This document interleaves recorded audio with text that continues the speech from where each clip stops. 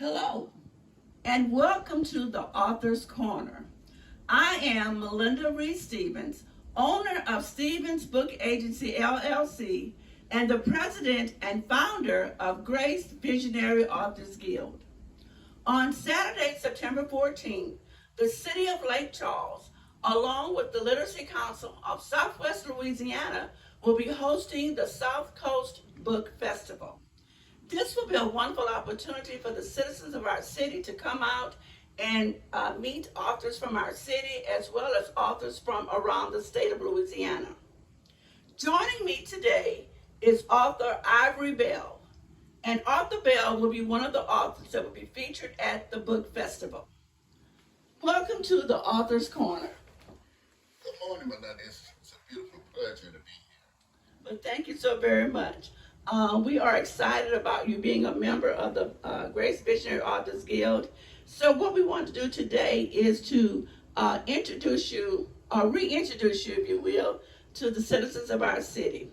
So tell me a little bit about yourself. Are you a native of Lake Charles? Born and raised right here in Lake Charles.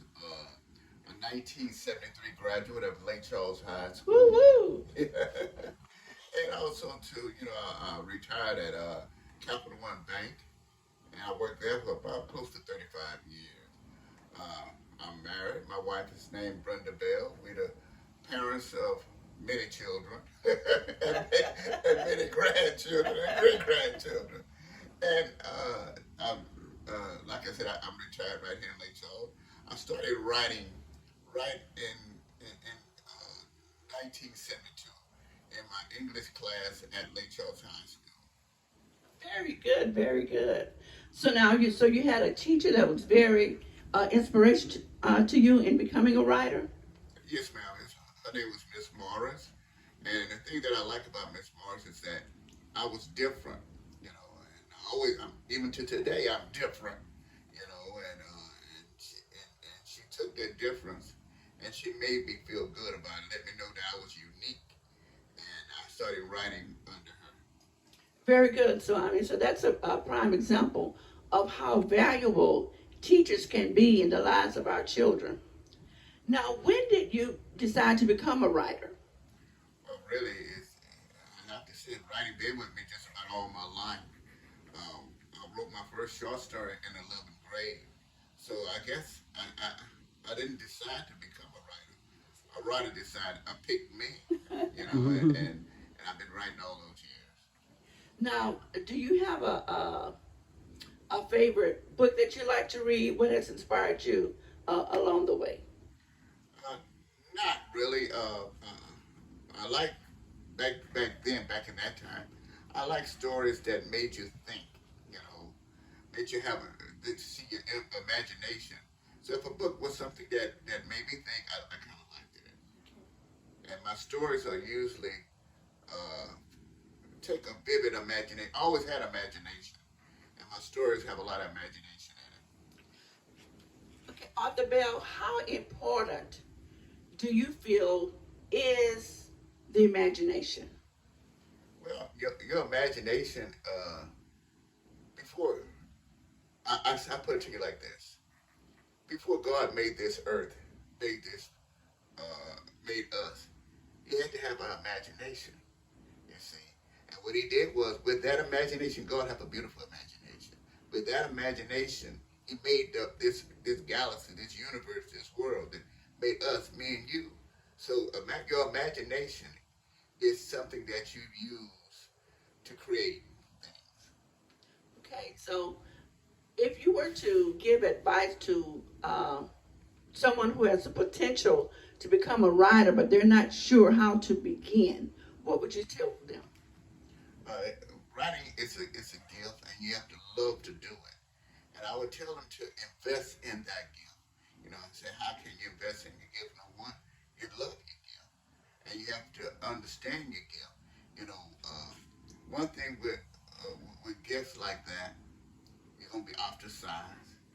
They're gonna call you weird. You know what I'm saying? They're gonna call you different. And in a long term, in a way of thinking, you're weird and you're different. So just what I'm trying to say is that fall in love with yourself. If they call you weird, you're weird.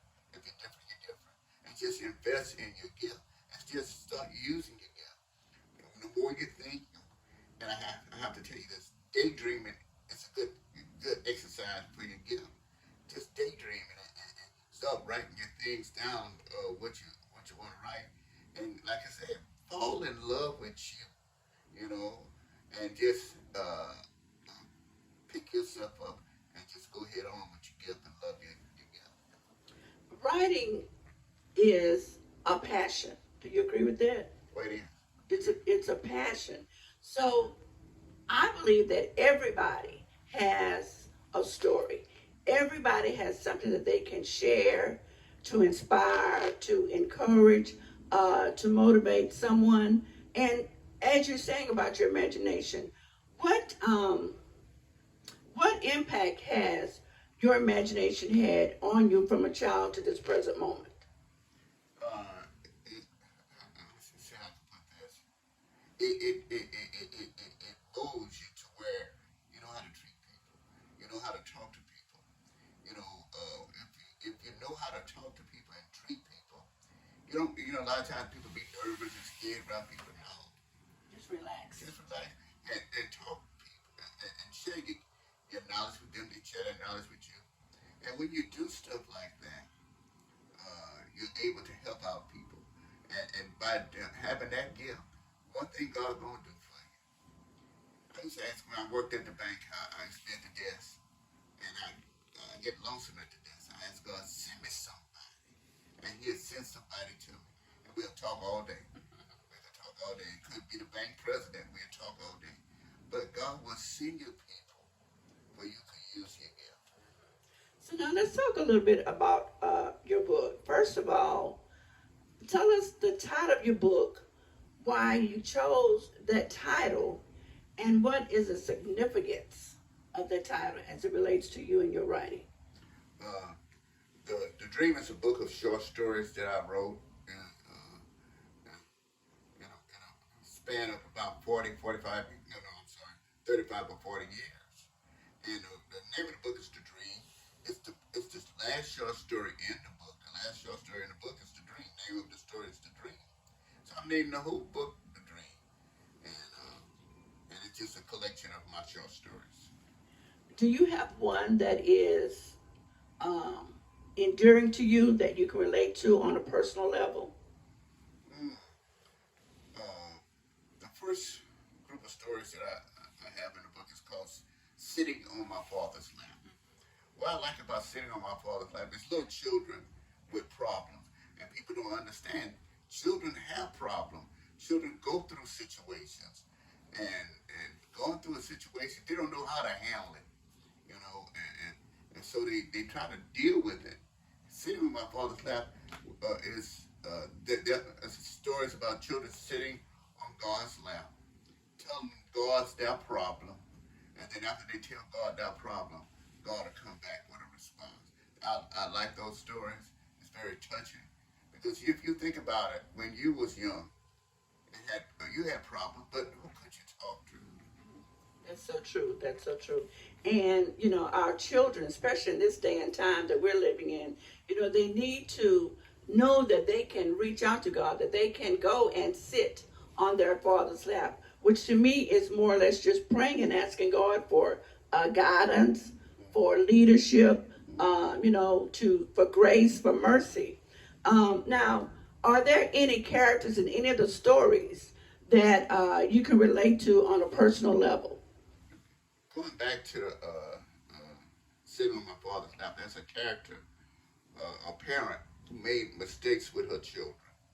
Okay, and it brought me back. I remember thinking about something, how the mistakes I made with my children. And so what did she do? She broke down, went to God with it, confessed her sins, and then she was able to deal with it. So that one I was kind of dear to me because I could look, being 70 years old, I could look back. Matter of fact, I went one day and told my daughter, I apologize. She said, apologize for what? I told her, Dad, that's the But no, that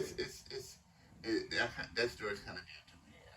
So now, Arthur Bell, what are some challenges that you faced in writing your book, or what was some unexpected challenges that you may have encountered in the writing process of the dream?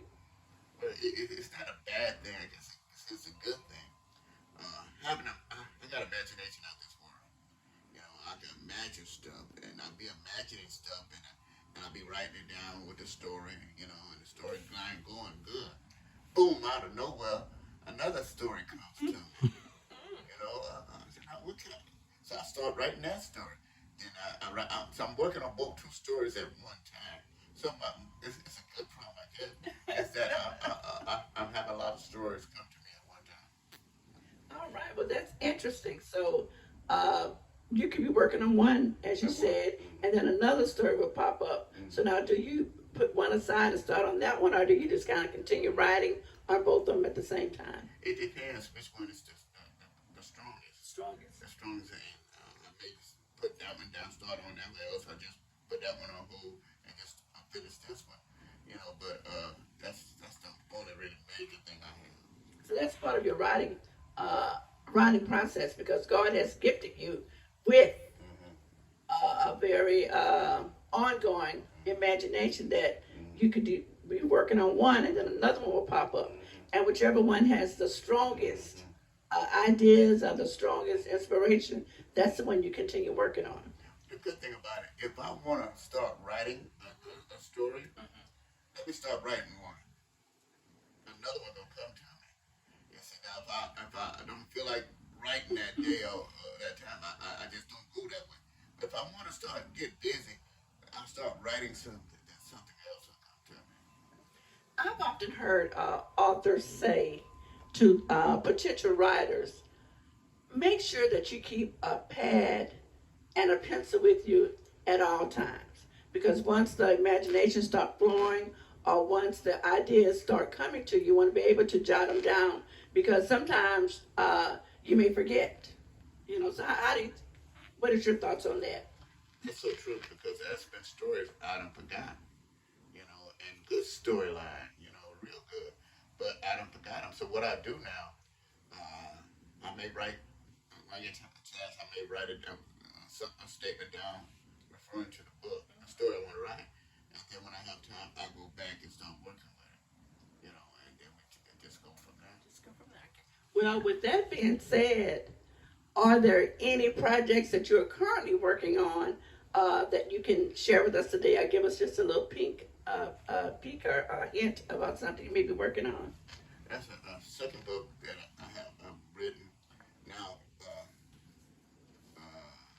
this book I wrote, these short stories I wrote years ago, and so what I'm doing, I'm writing stories to go inside that book. The name of the book gonna be called Angel Park. And so I'm on the process of writing short stories to go inside that book of short stories. Okay. Author Bell, you are a distinguished gentleman. You are a seasoned author, as I am myself. What would you say to someone in their late 50s, early 60s that, I have a desire to write a book, but I'm too old, I don't know. What would you say to them? Well, one thing with God, He never see you too old to All right now. to use you. Because look how old Moses was, look how old this man. No, that's just the trick of the enemy.